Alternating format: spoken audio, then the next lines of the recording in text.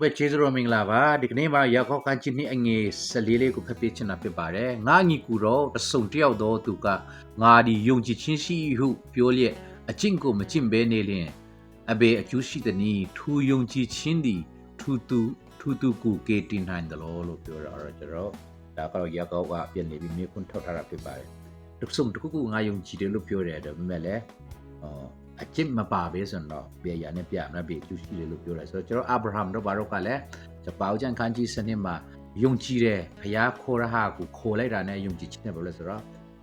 ထွက်လိုက်တာတွေ့ရတယ်နော်သူရဲ့နေရာကိုထားခဲ့တယ်ဘုရားအများကိုထားခဲ့ပြီးတဆူတီတော့ဘုရားနောက်ကိုလိုက်တော့တာတွေ့ရတယ်အဲ့ဒါလိုပဲကျွန်တော်နိုအေကိုဘာမှမဖြစ်ဘူးတဲ့တခါမှမရွာဘူးသေးတဲ့အရာကိုတင်ဘောတိဆောက်ခိုင်းတဲ့ခါမှာယုံကြည်ခြင်းနဲ့နှစ်ပေါင်းရာနဲ့ချီပြီးတိဆောက်တော့တာတွေ့ရတယ်အဲ့တော့ယုံကြည်ခြင်းဆိုတာကကျွန်တော်ကနေအလောက်ပဲ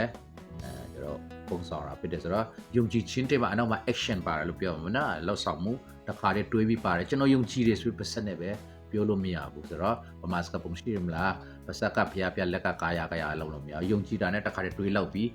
ချင်း action နဲ့ကျွန်တော်လောက်ဆောင်မှာလက်တွေ့လောက်ဆောင်မှာဖြစ်ပါတယ်ဆိုတော့ယုံကြည်ခြင်းဆိုတာကလက်တွေ့လောက်ဆောင်ခြင်းလို့တော့ပြောလို့ရပါတယ်အဲ့တော့စင်ချင်နိုင်ဖို့ဒီတော့ကဘတ်လေးနောက်ကဘတ်တို့လေးအပြင်ပုံအားပေးတိုက်တွန်းလိုက်ပါတယ်ရောက်စတိုင်းမှာပြတ်ကောင်းချစ်ချပြပါစေ